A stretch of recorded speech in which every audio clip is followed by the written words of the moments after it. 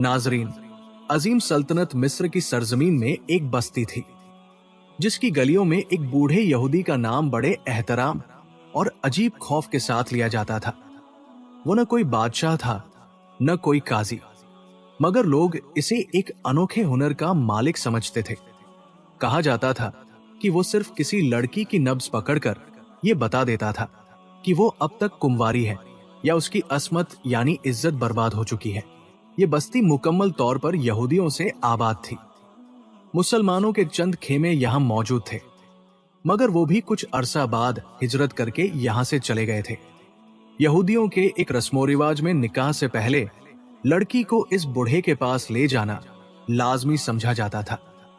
अगर वो कह देता कि लड़की पाक दामन है तो उसका निकाह हो जाता, वरना उसकी शादी रोक दी जाती और उसे गुलाम बनाकर बेच दिया जाता।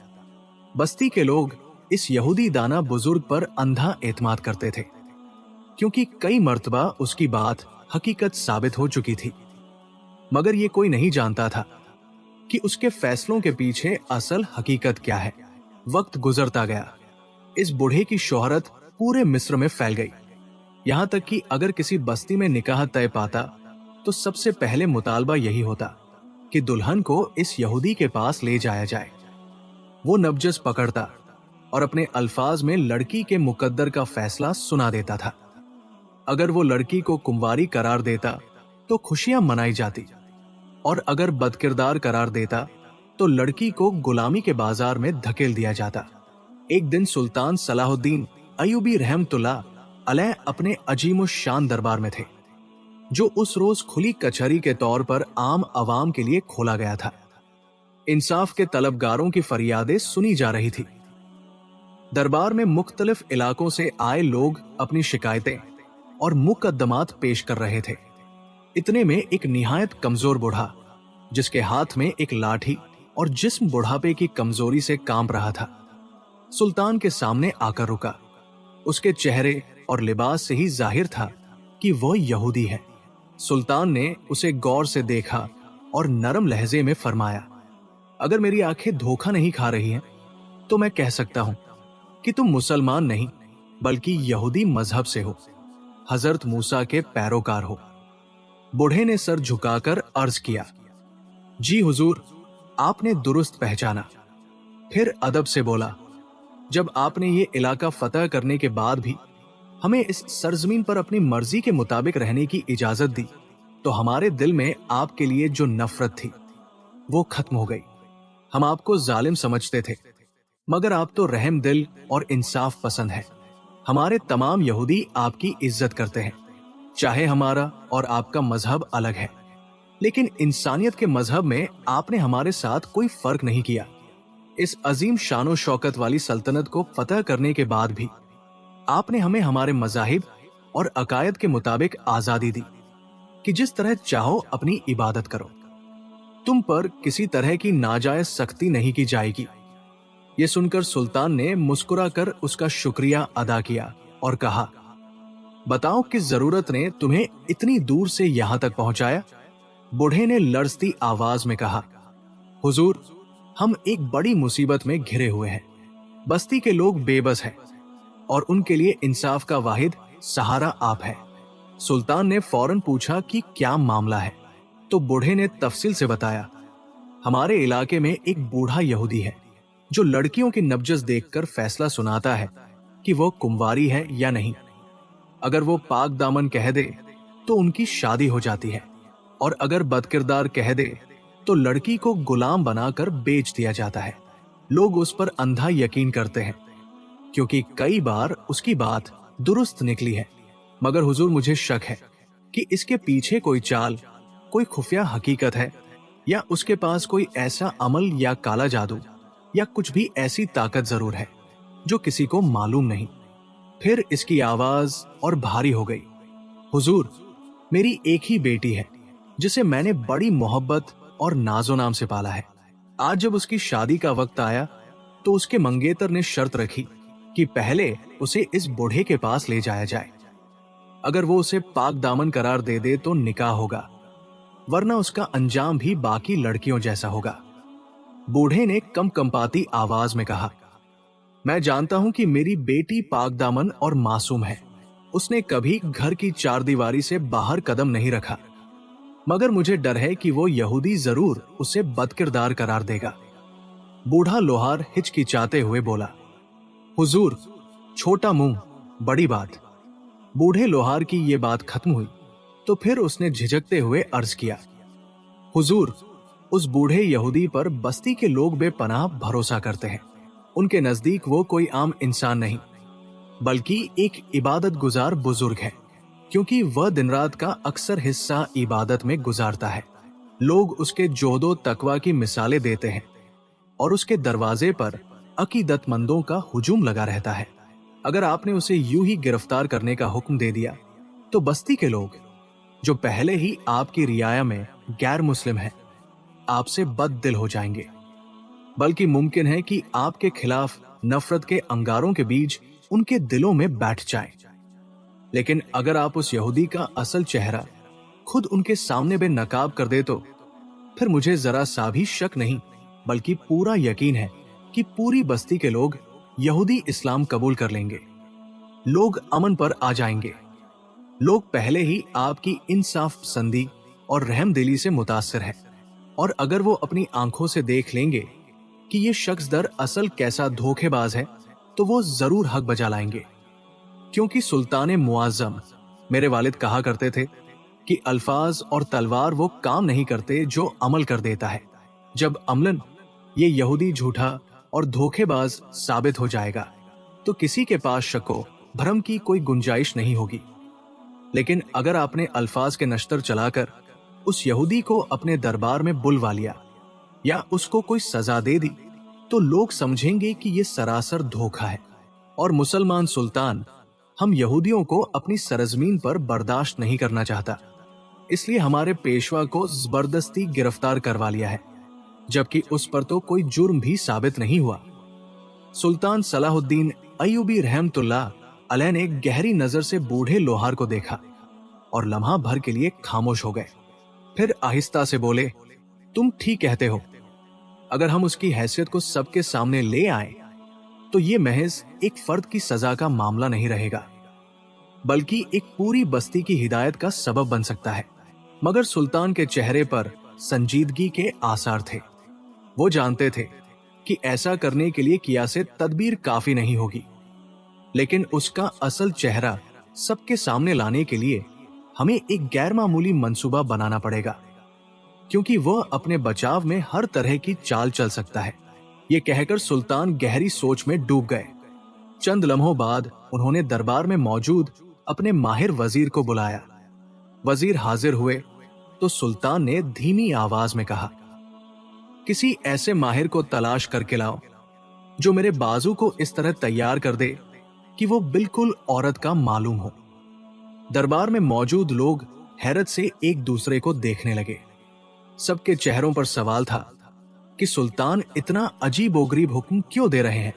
सुल्तान ने उनकी तरफ देखकर वजाहत की, मैं जानता हूं कि औरत की मुशाहिबत इख्तियार करना अल्लाह ताला और उसके रसूल हजरत मोहम्मद सल्लल्लाहु अलैहि वसल्लम के नजदीक एक ना पसंदीदा और बुरा काम है। लेकिन इस मौके पर अगर ये चाल न चली गई तो उस यहूदी का असल चेहरा कभी भी लोगों पर जाहिर नहीं होगा, और ना ही हम इस फरेब को तोड़ सकेंगे जो बरसों से मासूम बस्ती के लोगों के जहनों में बिठा दिया गया है। सुल्तान के ये अल्फाज सुनकर दरबार में खामोशी छा गई।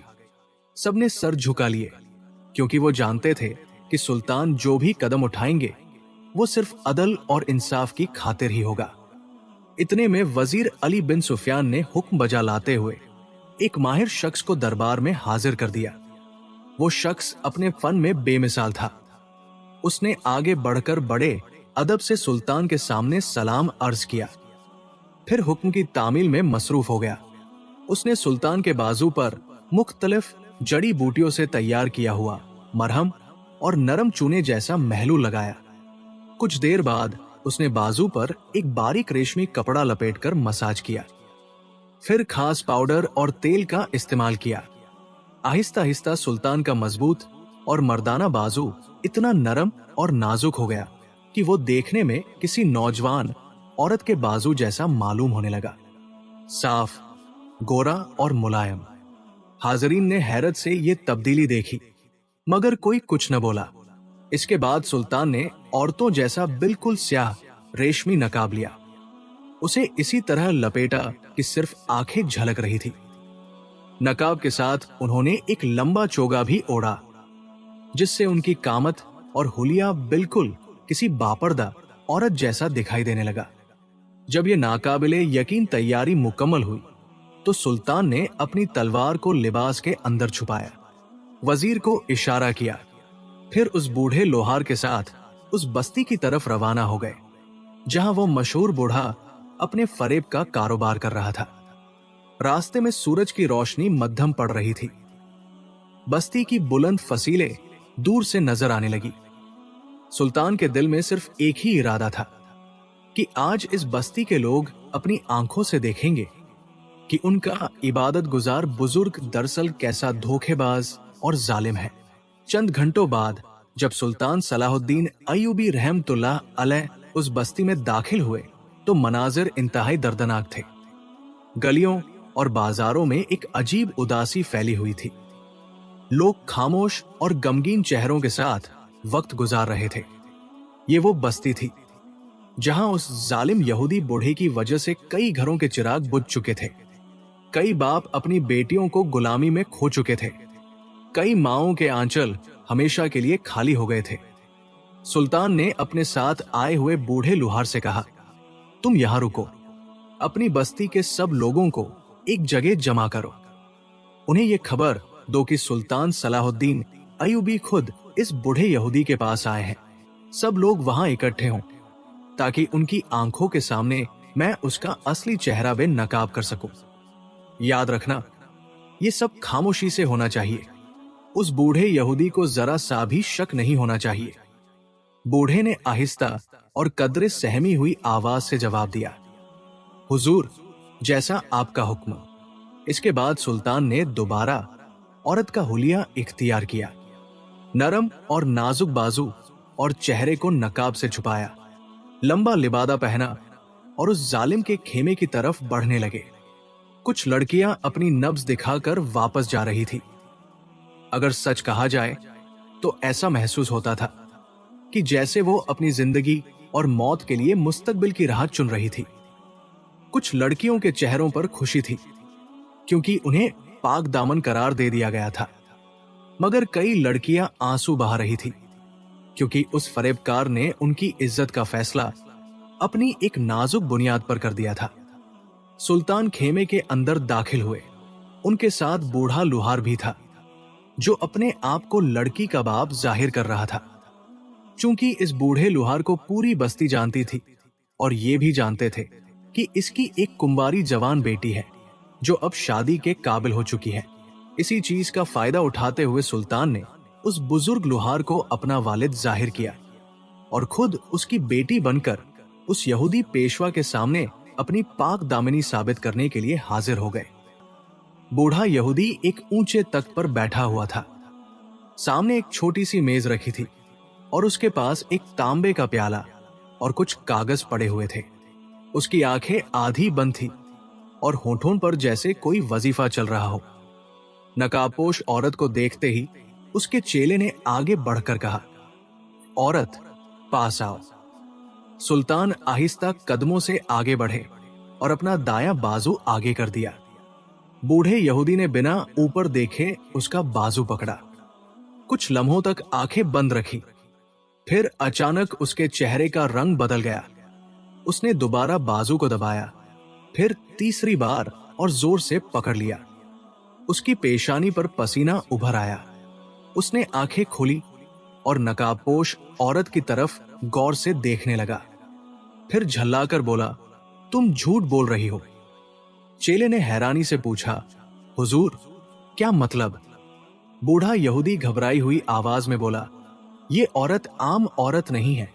इसकी नसें किसी औरत जैसी नहीं है। ये सुनते ही वहां मौजूद लोग एक दूसरे का मुंह देखने लगे। बूढ़े यहूदी ने गुस्से में कहा, इसे यहां से हटा दो, ये मुझे धोखा देना चाहती है। इतने में सुल्तान ने नकाब उतार दिया।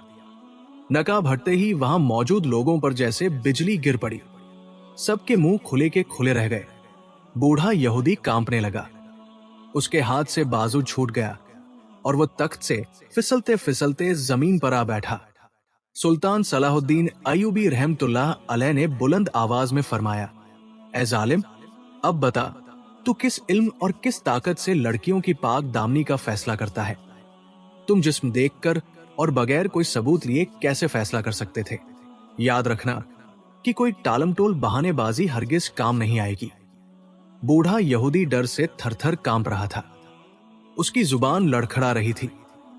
सुल्तान ने तलवार को थोड़ा सा बाहर निकाला और फरमाया, सच बोल। ये देखकर बूढ़ा यहूदी रो पड़ा और बोला, हुजूर, मैं झूठा हूं, मैं धोखेबाज हूं। मेरे पास न कोई इल्म है और न कोई करामत। इसके पीछे कोई हकीकत नहीं।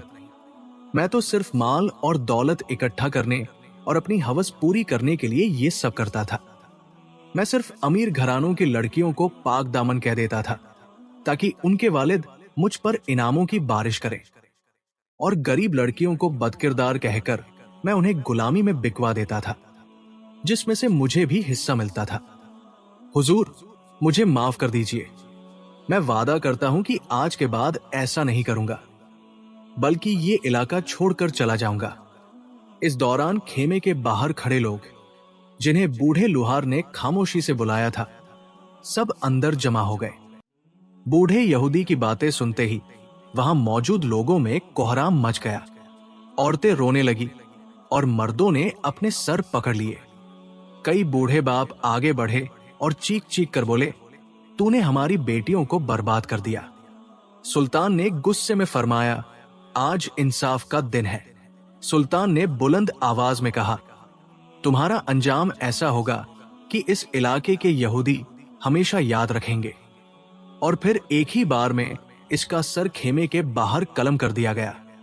खून की बू और लोगों की हैरतज़दा चीखें फिजा में गूंजने लगी।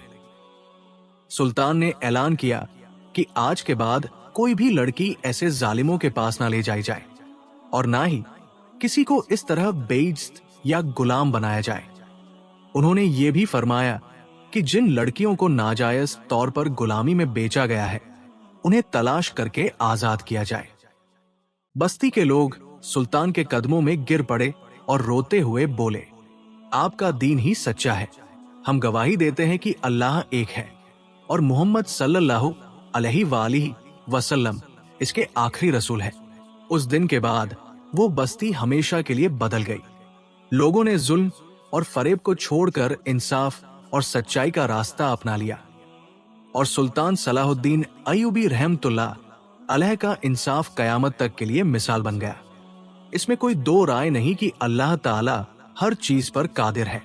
वो जब चाहे, जिसे चाहे, अंधेरों से निकालकर उजालों का मुसाफिर बना दे। वीडियो को लाइक और चैनल को सब्सक्राइब करें। शुक्रिया।